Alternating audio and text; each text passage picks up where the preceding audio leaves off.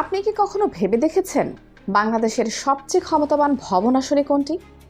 অনেকেই হয়তো বলবেন গণভবন, কিন্তু ইতিহাস বারবার বলেছে সংকটের সময় পুরো দেশের রাজনৈতিক হিসাব বদলে দেওয়ার ক্ষমতা কখনো কখনো চলে যায় আরেকটি ভবনের হাতে, বঙ্গভবন।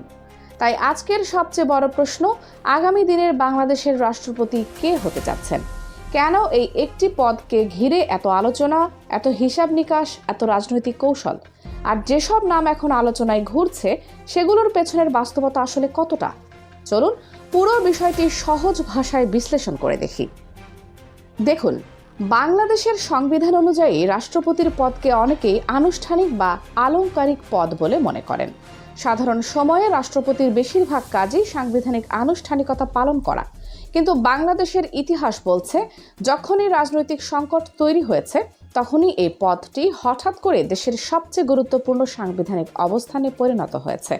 অর্থাৎ সব সময় নয়, কিন্তু সংকটের মুহূর্তে বঙ্গভবনের একটি সিদ্ধান্ত পুরো রাজনৈতিক পরিস্থিতির গতিপথ বদলে দিতে পারে। এই কারণেই আজ আবারও বঙ্গভবনের দিকে তাকিয়ে আছে পুরো দেশ। রাজনৈতিক অঙ্গন থেকে শুরু করে সাধারণ মানুষের আড্ডা, সবখানেই এখন একটি প্রশ্ন ঘুরছে: আগামী রাষ্ট্রপতি কে হবেন? এখন পর্যন্ত কোনো রাজনৈতিক দল আনুষ্ঠানিকভাবে কোনো নাম ঘোষণা করেনি, কিন্তু রাজনৈতিক মহল, বিভিন্ন গণমাধ্যম এবং বিশ্লেষকদের আলোচনায় কয়েকটি গুরুত্বপূর্ণ নাম বারবার উঠে আসছে। তবে মনে রাখতে হবে, এগুলো এখনও আলোচনা ও জল্পনার অংশ, নিশ্চিত কোনো সিদ্ধান্ত নয়। আসলে রাষ্ট্রপতি নির্বাচনের বিষয়টি কেবল একজন ব্যক্তিকে বেছে নেওয়ার বিষয় নয়, এর সঙ্গে জড়িয়ে থাকে সংসদের সংখ্যাগরিষ্ঠতা, রাজনৈতিক সমঝোতা, দলীয় কৌশল এবং সেই সময়ের জাতীয় পরিস্থিতি। তাই শেষ পর্যন্ত বঙ্গভবনের চাবি কার হাতে উঠবে সেটি নির্ভর করবে রাজনৈতিক সমীকরণ কোন দিকে গিয়ে দাঁড়ায় তার উপর। ইতিহাসের দিকে তাকালে বিষয়টি আরও পরিষ্কার হয়। 90-এর দশকে বিচারপতি শাহাবুদ্দিন আহমদ দেখিয়েছিলেন, একজন রাষ্ট্রপতি চাইলে ব্যক্তিত্ব, সততা এবং সাংবিধানিক দায়িত্ববোধ দিয়ে কিভাবে পুরো জাতির আস্থা অর্জন করতে পারেন। তার ভূমিকা আজও বাংলাদেশের রাজনৈতিক ইতিহাসে একটি গুরুত্বপূর্ণ অধ্যায় হিসেবে আলোচিত হয়। এরপর আসে 1996 সালের সেই অস্থির সময়। সেনা প্রধান জেনারেল নাসিমকে ঘিরে তৈরি হওয়া সংকটের সময় তৎকালীন রাষ্ট্রপতি আব্দুর রহমান বিশ্বাস সাংবিধানিক অবস্থান থেকে যে দৃঢ়তা দেখিয়েছিলেন, অনেক বিশ্লেষকের মতে সেই সিদ্ধান্ত দেশের রাজনৈতিক স্থিতিশীলতা রক্ষায় গুরুত্বপূর্ণ ভূমিকা রেখেছিল। এই ঘটনাগুলো একটি বিষয় স্পষ্ট করে, রাষ্ট্রপতির পদকে শুধু ফিতা কাটা বা আনুষ্ঠানিকতার মধ্যে সীমাবদ্ধ করে দেখার সুযোগ নেই। সংকটের সময় এই পদের গুরুত্ব অনেক বেড়ে যায়। আর ঠিক এই কারণেই বর্তমান সময়ে রাষ্ট্রপতি নির্বাচন নিয়ে এত আলোচনা। সাম্প্রতিক বছরগুলোতে রাষ্ট্রপতি মোহাম্মদ শাহাবুদ্দিনকে ঘিরেও নানা রাজনৈতিক বিতর্ক তৈরি হয়েছে। বিশেষ করে রাজনৈতিক পরিবর্তনের সময় তার কিছু বক্তব্য এবং বিভিন্ন ঘটনাকে কেন্দ্র করে ব্যাপক আলোচনা হয়। সমর্থক এবং সমালোচক দুই পক্ষই ভিন্ন ভিন্ন মূল্যায়ন করেছেন। সেই অভিজ্ঞতার পর রাজনৈতিক দলগুলো এবার রাষ্ট্রপতি নির্বাচনের প্রশ্নে আরও সতর্ক থাকবে, এমনটাই মনে করছেন অনেক বিশ্লেষক। এখন প্রশ্ন হলো, সম্ভাব্য নাম কারা? শুরুর দিকে রাজনৈতিক মহলে আলোচনা ছিল অন্তর্বর্তীকালীন প্রক্রিয়া শেষে নোবেল জয়ী ডক্টর মোহাম্মদ ইউনূসকে রাষ্ট্রপতি করা হতে পারে।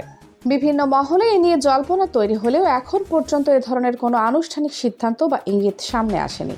সাম্প্রতিক রাজনৈতিক বাস্তবতা বিবেচনায় বিশ্লেষকদের অনেকেই মনে করছেন এই সম্ভাবনা বর্তমানে খুবই ক্ষীণ। এরপর আলোচনায় আসে বিএনপির মহাসচিব মির্জা ফখরুল ইসলাম আলমগীরের নাম। বিভিন্ন গণমাধ্যমে এ নিয়ে সংবাদ প্রকাশিত হয়, তবে মির্জা ফখরুল নিজেই এসব খবরকে গুঞ্জন বলে উড়িয়ে দেন। রাজনৈতিক অঙ্গনে এমন গুঞ্জন নতুন নয়। অনেক সময় কোনো ব্যক্তিকে ঘিরে আলোচনা তৈরি করে রাজনৈতিক বার্তা দেওয়া হয়, আবার অনেক সময় তা কৌশলেরও অংশ হয়ে ওঠে। এদিকে বিএনপির জ্যেষ্ঠ নেতা খন্দকার মোশাররফ হোসেন এবং ডক্টর মঈন খানের নামও আলোচনায় এসেছে, যদিও দলটির পক্ষ থেকে এখনও কোনো আনুষ্ঠানিক অবস্থান জানানো হয়নি। তবে সবচেয়ে বেশি চমক তৈরি করেছে আরেকটি নাম। রাজনৈতিক মহলের একাংশে আলোচনা চলছে বিএনপির ভারপ্রাপ্ত চেয়ারম্যান তারেক রহমানের সহধর্মিণী চিকিৎসক ডাক্তার জুবাইদা রহমানের নামও সম্ভাব্য রাষ্ট্রপতি হিসেবে বিবেচনায় আসতে পারে। আবারও বলছি, এটি রাজনৈতিক আলোচনা ও জল্পনার অংশ মাত্র। এ বিষয়ে বিএনপি বা সংশ্লিষ্ট কোনো পক্ষ আনুষ্ঠানিকভাবে কিছু জানায়নি। তাহলে এই আলোচনা তৈরি হলো কেন? বিশ্লেষকদের একাংশ বলছেন, ডাক্তার জুবাইদা রহমান একজন উচ্চশিক্ষিত চিকিৎসক, অভিজাত পরিবারের সদস্য এবং দীর্ঘদিন ধরে তুলনামূলকভাবে বিতর্কের বাইরে থাকা একটি পরিচিত মুখ। তার ব্যক্তিত্ব এবং জনসম্মুখে সংযত উপস্থিতিও অনেকের আলোচনায় এসেছে। আবার কেউ কেউ দক্ষিণ এশিয়ার রাজনৈতিক ইতিহাসের উদাহরণও টানছেন। শ্রীলঙ্কায় একসময় একই পরিবার থেকে রাষ্ট্রপতি এবং প্রধানমন্ত্রী দুই গুরুত্বপূর্ণ পদে নেতৃত্ব দেওয়ার নজির রয়েছে। যদিও প্রতিটি দেশের রাজনৈতিক ও সাংবিধানিক বাস্তবতা আলাদা, তবুও এমন তুলনা রাজনৈতিক আলোচনায় উঠে আসছে। তবে এখানে রয়েছে বিতর্কের জায়গা। অনেক বিশ্লেষকের মতে, যদি একই পরিবার থেকে প্রধানমন্ত্রী এবং রাষ্ট্রপতি নির্বাচিত হন, তাহলে পরিবারতন্ত্র নিয়ে নতুন করে প্রশ্ন উঠতে পারে।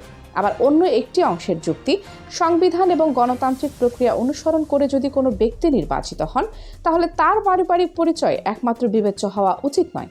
অর্থাৎ বিষয়টি নিয়ে মতভেদ রয়েছে, আর সেটিই গণতন্ত্রের স্বাভাবিক বাস্তবতা। আরেকটি দিকও অনেকেই সামনে আনছেন।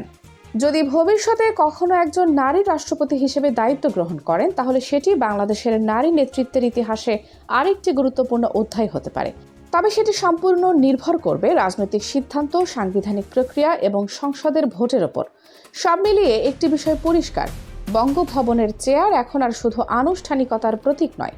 বাংলাদেশের রাজনৈতিক ইতিহাস দেখিয়েছে, সংকটের সময় এই পদের গুরুত্ব বহুগুণ বেড়ে যায়। তাই কে রাষ্ট্রপতি হবেন সেই প্রশ্নটি কেবল একজন ব্যক্তিকে নিয়ে নয়, বরং আগামী দিনের রাজনৈতিক ভারসাম্য, সাংবিধানিক স্থিতিশীলতা এবং রাষ্ট্র পরিচালনার প্রতীকী দিক নিয়ে।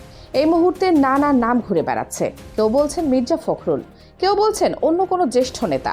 আবার রাজনৈতিক মহলের একাংশে ডাক্তার জুবাইদা রহমানের নামও আলোচনায় এসেছে। তবে বাস্তবতা হলো, এখন পর্যন্ত কোনো আনুষ্ঠানিক ঘোষণা নেই। শেষ মুহূর্তে সম্পূর্ণ নতুন কোনো নামও সামনে আসতে পারে, কারণ বাংলাদেশের রাজনীতিতে শেষ দৃশ্য না দেখা পর্যন্ত চূড়ান্ত সিদ্ধান্ত অনুমান করা সবসময় কঠিন। তাই এখন নজর থাকবে রাজনৈতিক দলগুলোর পরবর্তী পদক্ষেপের দিকে। সংসদের সমীকরণ কী দাঁড়ায়, রাজনৈতিক ঐকমত্য কতটা তৈরি হয় এবং শেষ পর্যন্ত বঙ্গভবনের দরজা কার জন্য খুলে যায়, সেই উত্তরই ঠিক করবে বাংলাদেশের রাজনৈতিক ইতিহাসের নতুন অধ্যায়। আপনার কি মনে হয়, আগামী রাষ্ট্রপতি হিসেবে কাকে সবচেয়ে যোগ্য বলে মনে করেন? আপনার যুক্তি কি? মন্তব্যে অবশ্যই জানাবেন।